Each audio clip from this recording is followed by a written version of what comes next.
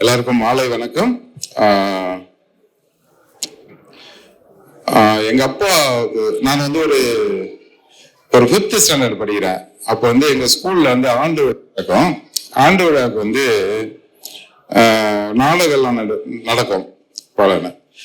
நான் ஒரு 3rd standard படிக்கும்போது என்னோட நான் 5th ஸ்டாண்டர்ட்ல இருந்து எங்க பெரியமா பையன் அவங்க கிளாஸ்ல எல்லாரும் சேர்ந்து வந்து வீரபாண்டிய கட்டபொம்மன் நாடகம் போட்டாங்க. அப்போ வந்து அது ரொம்ப ஃபேமஸான நாடகமா இருந்து அது வந்து ஸ்கூல்ல பெரிய ஹிட் ஆயிடுச்சு.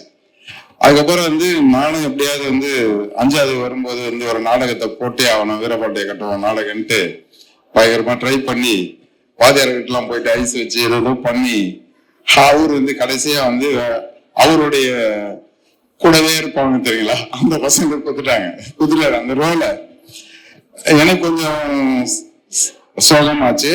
அதுக்கப்புறம் வந்து உனக்கு வேற ஒரு நாடகம் நான் வந்து எழுதியிருக்கேன், அதில் தான் நீ நடிக்கணும் அப்படின்னு சொல்லி சொன்னாரு.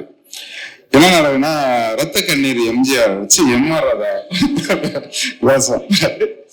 அதை போட்டு இப்போ எங்க ஊர்ல வந்து 3 எலிமெண்டரி ஸ்கூல் இருக்கு. ஒரு பெரிய ஸ்கூல் ஒன்று சென்ட்ரல்ல, இந்த சைடு ஒரு 2 சின்ன சின்ன ஸ்கூல். ஸோ 3 ஸ்கூலுக்கு சேர்த்து வந்து ஒரு ஆனுவல் டே நடக்குவாங்க. ஸோ ஒரு 1.5 கிலோமீட்டர் எங்க ஸ்கூல்ல இருந்து அந்த மெயின் ஸ்கூலுக்கு போனோம். அதுல எல்லாரும் மேக்கப் போட்டு அப்படியே ரோடு ஓரமா நடந்து போயிட்டே இருக்கோம். எதிரில் வந்து இந்த இதெல்லாம் ஒட்டி புண்ணெல்லாம் ஆன மாதிரி ஒட்டி சட்டை இல்லாம ஒரு வேட்டி கட்டி விட்டு அப்படியே போயின்னு இருக்கிறேன். எதிரில் எங்க அப்பா சைக்கிள்ல வந்துட்டாரு. வந்து என்னை பார்த்தோடனே அதிர்ச்சி ஆயிட்டாரு. யாரா உனக்கு இந்த மாதிரி பண்ணது அப்படின்னாரு. வாதியாரெல்லாம் போட்டு விட்டாங்கப்பா அப்படின்னு சொன்னோன்னே செம டென்ஷன் ஆயிட்டாரு. அப்போ கொஞ்சம் லைட்டா சரக்குல இருந்தாரு எங்க அப்பா. போட்டு எங்கடா அந்த வாத்தியாருன்னா நல்ல வேலை அவர் அப்போ இல்ல, அவர் வந்து பின்னாடி வந்துட்டு இருக்காரு. இன்னும் ஒரு கதை வேற. அதுக்கப்புறம் எல்லாத்தையும் எடுத்துட்டு அந்த பேக்கையும் நம்ம வந்து சட்டை எல்லாம் வச்சிருப்போம்ல, அது எங்கடா எடுத்து அந்த சட்டையும் ட்ரௌசரையும் போட்டு விட்டு அப்படியே சைக்கிள்ல ஃப்ரண்ட்ல ஏற்றி உட்கார வச்சு நேரா வந்து பஸ் ஸ்டாண்டுக்கு கூட்டிட்டு போனாரு. பஸ் ஸ்டாண்ட்ல வந்து யானை வந்துட்டு இருக்கு ஊருக்கு. அப்படியே நேரா வந்து யானை பகனிட்ட நிறுத்தி என்னை ஏற்றி வந்து யானை மேல உட்கார வச்சாரு. ஆக்சுவலா எனக்கு இந்த மூமெண்ட் வந்து அப்படி இருக்கு. அந்த எனக்கு வந்து எம்ஆர் ராதா வேஷம் போட்டு கூட்டின்னு வந்தாங்க, நான் யானை மேல ஏறி நின்று ஊரை பாக்குறேன். அது வந்து மூமெண்ட் இருக்குல்ல, அந்த மாதிரியான வந்து ஒரு நெகிழ்ச்சியான ஸ்பேஸ் அது இருக்கு இந்த தருணம். அதுக்கு பின்னாடி வேற ஒரு கதை இருக்கு, அதுக்கப்புறமா சொல்றேன். இங்க வந்து இந்த ஷோவுக்கு வந்த எல்லாருக்குமே ரொம்ப நன்றி. குறிப்பா சிறப்பு விருந்தினர்களா வந்த எல்லாருக்குமே நன்றி. நான் வந்து எப்பவுமே வந்து எனக்கு இன்ஸ்பயரா இருக்கிறது வந்து என்னோட சீனியர்ஸ் தான் அப்படின்னு நான் எப்பயுமே சொல்லிட்டே இருப்பேன். அதுக்கப்புறம் குழந்தைங்க எனக்கு இன்ஸ்பயராகவே இருப்பாங்க. எப்பயுமே நிறைய சீனியர்ஸ் எனக்கு வந்து இன்ஸ்பயரா இருக்காங்க. நான் வந்து ரொம்ப ரொம்ப மிஸ் பண்ணேன்.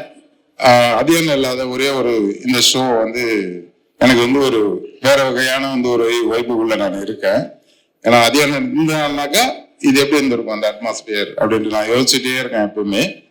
ஸோ அதுல இருந்து நிறைய சீனியர்ஸ் இங்க வந்திருக்காங்க, என்னோட ஜூனியர்ஸ் மாணவர்கள் எல்லாருக்குமே மிக்க மிக்க மிக்க நன்றி.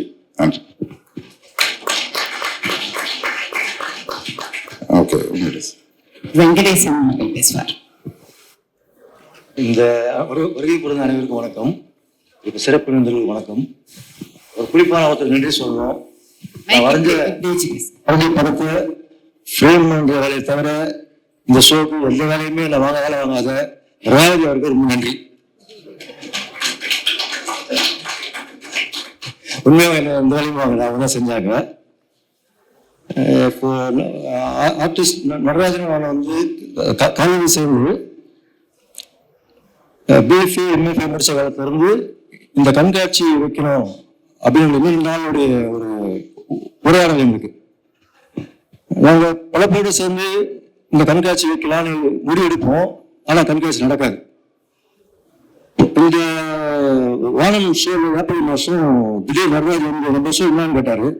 என்ன நம்ம ஷோன்னு கேட்டப்போ நம்ம குரூப் ஷோ சரி வச்சிடலாம் அப்படின்னோம். அந்த 2 நாள்லயே நாங்கள் புக் பண்ணிட்டோம். இப்போ இந்த ஷோ நடந்து இருக்குது. இப்போ நாங்கள் 2 பேருமே வெளி சமூகத்தை சேர்ந்தவங்க. ஆனா அவர் பிறந்த நிலப்பரப்பு வேற, நான் பிறந்த நிலப்பரப்பு வேற. எங்க 2 பேருக்குள்ளேயுமான உரையாடல் வந்து 2 பேரையுமே 2 பேர் சம்பந்தப்பட்ட அனைத்து விஷயங்களும் தெரிஞ்சுக்க வச்சது. இப்போ உதாரணத்துக்கு பார்த்தீங்கன்னா, இப்போ நடராஜர் இருக்காருன்னா அவர் இயல்பாகவே ஒரு நெகிழ்வான ஒரு தன்மை உள்ளவர் அவர். இப்போ ஓவியத்துல ஒரு ஒற்றுமை சொல்றேன். நான் வந்து அங்க வந்து வெட்டியான வரைஞ்சிருப்பேன். ஒரு பாடி அறியும் தன் சுயத்தை இழந்துட்டு அந்த செயலர் செஞ்சிருப்பார். இங்க வந்து நடராஜர் பண்ணிருக்காரு. தன் சுயத்தை சுமந்துகளை தேடி போவார். அப்போ நான் ஒரு விஷயத்தை அட்டன் பண்றேன், அவர் ஒரு விஷயத்தை அட்டன் பண்றாரு. அப்போ ஒவ்வொரு சப்ஜெக்டா இருந்தாலும் மொழி ஒற்றுமை இருக்கின்றது வந்து அது எங்களுக்கான உரையாடலின் வெளிப்பாடா இருக்குது. இப்போ நான் நிறைய லைன் டிராயிங் வச்சிருக்கேன், அவர் கலர் வச்சிருக்காரு. நான் பிளாக் அண்ட் ஒயிட் பண்ணிருக்கேன், அவர் கலர்ல பண்ணிருக்காரு. இது ஒரு முக்கியமான ஷோ. நன்றி. நீங்க அதான் பார்த்துட்டு சொல்லணும். ஓவியங்கள் வந்து ஒரு ஃபாஸ்ட் பேஸ்டான இந்த உலகத்துல வந்து நம்ம எல்லாமே உடனடியா எல்லாமே தெரிஞ்சிடணும், புரிஞ்சிடணும், கருத்து அப்படி யோசிக்கிறோம். ஆனா ஓவியம்ங்கிறது அது வந்து அது ஒரு அனுபவத்தை தான் தர முடியும். உடனடியான ஒரு இதை கொடுக்க முடியாது. அதுக்கு நிறைய களங்கள் இருக்கு, போராட்ட களம் இருக்கு, அது ரொம்ப முக்கியம்தான். ஆனா ஓவியத்தோட ஒரு நேரம் செலவிடும் போது அது நிச்சயமா நம்மள வந்து நமக்குள்ள எதையாவது ஒண்ணு அசைக்கணும். அசைக்கிறது எல்லாமே நல்ல ஓவியம். அதனால உங்க எல்லார்கிட்டயும் இதோட வேண்டுகோள் வந்து எதை நம்ம மாத்தணும்னாலும், எதை நம்ம உடைக்கணும்னாலும், எதை நம்ம கட்டணும்னாலும் நம்ம கூர்ந்து கவனிச்சு நேரம் செலவிட்டு ஆழ்ந்து பார்த்து ஆழமாக சிந்திக்க வேண்டிய தேவை இருக்கு அப்படிங்கறதோட சொல்லி இந்த நிகழ்ச்சி இவ்வளவு நேரம் இவ்வளவு பொறுமையா கேட்டுட்டு இருந்த ஆடியன்ஸ் அனைவருக்கும்